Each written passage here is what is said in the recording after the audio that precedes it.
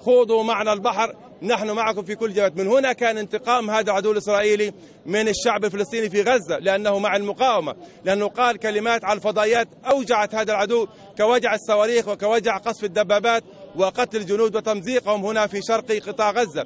من هنا نحن نقول أن يجب على الكل الفلسطيني أن ينسى الحسابات الجانبية، أن ينسى الخلافات. اليوم نحن أمام حرب، أمام مجزرة، أمام جريمة حرب. يجب أن تكون هناك البندقية هي العنوان والتوافق هو المكان وغزة هي الميدان.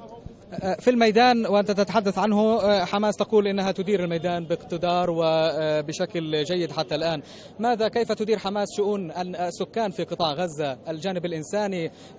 ونحن نرى الآن مئات العائلات تنزح إلى المستشفيات، إلى مدارس الأونروا، أوضاع إنسانية كارثية. كيف تتعامل حماس مع هذا الواقع الإنساني إلى جانب الوضع العسكري؟ الأصل أن يتم توجيه هذا السؤال إلى الرئيس محمود عباس وإلى الرئيس الوزراء رامي الحمد الله وإلى وزرائه في الضفة وغزة. ماذا فعلوا إنسانيا؟ لا نقول أن يحملوا صواريخ ولا أن يكونوا إنزال في زكيم ولا أن يحاربوا الأنفاق. ماذا فعل الرئيس محمود عباس حتى الآن إلى قطاع غزة؟ لا شيء على الإطلاق. ماذا فعل رئيس الوزراء رامي الحمد الله إلى قطاع غزة؟ لا شيء على الإطلاق.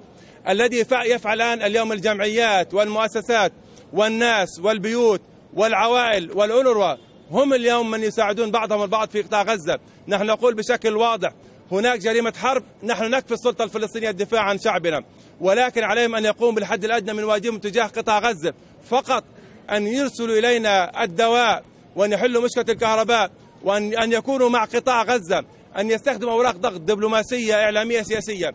تخلت السلطة الفلسطينية عن قطاع غزة بالكامل، والحكومة في قطاع غزة حكومة رامي الحمد الله لم تقوم بواجبها على الإطلاق، بل صامتة متفرجة على ما يجري في قطاع غزة. الشعب الفلسطيني لن يرحم، والشعب الفلسطيني لن ينسى كل من تواطأ وتآمر في هذه الجريمة على قطاع غزة.